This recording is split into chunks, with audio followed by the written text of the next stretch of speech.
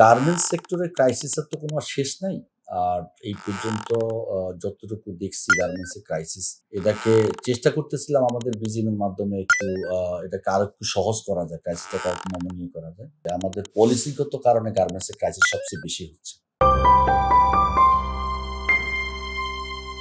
সামনে যেহেতু আমাদের একটা ঈদ আছে, এই ঈদের ব্যাপারে আমাদের একটা গত পরশুদিন গত ৭ তারিখে আমাদের বিজিএমইতে ইন্ডাস্ট্রি আইজি সহ একটা মিটিং হয়েছে আমাদের বিজিএমইতে। কিভাবে আমরা আমাদের শ্রমিকদেরকে সেফভাবে এক্সিট দিতে পারি, বাসায় যাইতে পারে এবং আসতে পারে।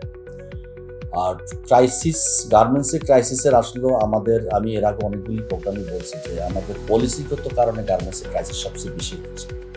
আমাদের লেবার পলিসি বলেন, আমাদের ইন্ডাস্ট্রিয়াল পলিসি বলেন, তারপর গভর্নমেন্টের যে পলিসিগুলি আছে, এইগুলিকে যতদিন পর্যন্ত না আমরা সংশোধন না করি, পলিসি তো একবার হয় কিন্তু বিয়োজন করে এটা আমাদের দেশের প্রেক্ষাপটে যেগুলি বাস্তবসম্মত হওয়া উচিত।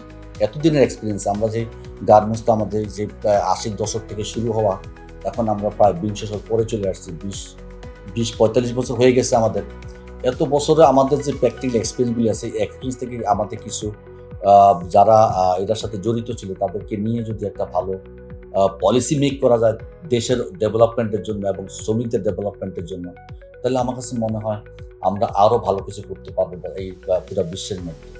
কারণ সারা ওয়ার্ল্ডের যে ক্রাইসিস চলতেছে বর্তমানে, সেটা যুদ্ধের কারণেই বলেন, তারা কোভিডের কারণেই বলেন, রাশিয়ার যুদ্ধ, যে তারপরেও কিন্তু আলহামদুলিল্লাহ আমাদের দেশে কিন্তু বিজনেস গ্রোথ খারাপ ছিল না, ভালোই আছি আমরা এখন পর্যন্ত। এটাকে যদি আমরা আরও ক্যারি ফরওয়ার্ড করতে চাই, আরও ডেভেলপমেন্ট করতে চাই, তাহলে আমাদের সবার আগে আমাদের পলিসির মধ্যে হাত দিতে হবে। পলিসি যদি আমরা সঠিকভাবে আনতে পারি, আমরা আমাদের শ্রমিকদেরকেও ভালোভাবে বাঁচাইতে পারবো, দেশকেও বাঁচাইতে পারবো এবং ইন্ডাস্ট্রিকে আমরা আরও ভালো ইন্ডাস্ট্রি রূপান্তর করতে পারবো। এবং এই পলিসি যদি আমরা যদি ধরেন পলিসির মধ্যে যাই, আমাদের প্রথম ইন্ডাস্ট্রি পলিসি ক্রাইসিস, আমাদের লাইসেন্সিংগুলি আমাদের প্রচণ্ড জটিলতা আছে। এই জটিলতাগুলিকে আরও সহজ করা উচিত।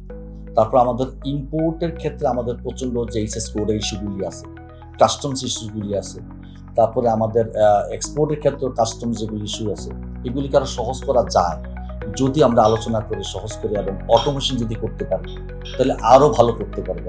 আমরা গভর্নমেন্টকে ট্যাক্স দিতে রাজি আছি, ভ্যাট দিতে রাজি আছি, আমরা কোনো অসুবিধা নেই দিতে আমাদের। কিন্তু এইটাকে যদি গভর্নমেন্ট অটোমেশন করে তার মতো সে তারটা নিয়ে নেয়, অটোমেশন করে, তাইলে আমাদের কাছে মনে হয় আমাদের বার্ডেনটা কমে যায়।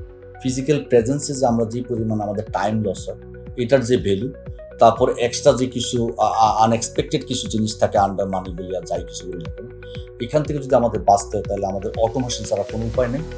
অটোমেশনটাই এখন মূল গোল হওয়া উচিত আমাদের। অটোমেশন দিয়ে আমাদের বিজনেস, দেশ এবং শ্রমিকদেরকে বাঁচানোর পথ, আমাদের একমাত্র পথ খোলা আছে। এবং আপনারা যারা বিশ্বের বাইরে বিভিন্ন ফেয়ারে যান, দেখেন যে কত কিছু তারা ডেভেলপমেন্ট করছে, অটোমেশন করছে, সেখান থেকে আমাদের শিক্ষা নেওয়া উচিত। আমাদের ইন্ডাস্ট্রিকে যদি আমরা ইউজ করতে পারি, তাহলে আমরা আসলেই সত্যিকার ভালো একটা দেশ হতে পারবো। গভর্নমেন্টের সাপোর্ট দরকার, ব্যাংকিং পলিসিও আমাদের কিছু সাপোর্ট দরকার। সেই জায়গায় আমাদের কিছু করণীয় থাকলে আমি অনুরোধ করবো আপনাদের মাধ্যমে যেন গভর্নমেন্ট এইসব জিনিস নিয়ে একটু সঠিকভাবে কাজ করে এবং যারা স্টেক হোল্ডার আছে, যারা ভালো স্টেক হোল্ডার আছে, যারা লিড দিচ্ছে অ্যাসোসিয়েশনকে, তাদেরকে নিয়ে বসে যেন একটা সুন্দর পলিসি মেক করে।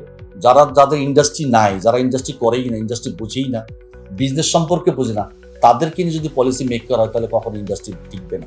আমি দেখছি কয়েকদিন আগে যে আমাদের প্রাইম মিনিস্টার মিটিং করতে বসছেন, এখানে কোনো স্টেক হোল্ডার নাই। আলটিমেটলি এইটার পেইনটা শুধু জানে স্টেক হোল্ডার, যে একটা ইন্ডাস্ট্রি করতে কী পেইন আছে, এটার মধ্যে কী কী প্রবলেম আছে, তারা শুধু জানে। তবে তাদেরকে নিয়ে যদি মিটিং করে একটা ভালো পলিসি মেক করেন, আমার অনুরোধ থাকবে আপনাদের মাধ্যমে যেন করেন এবং করে যেন দেশটাকে আসলে ভালো সামনের দিকে এগিয়ে নিয়ে যান।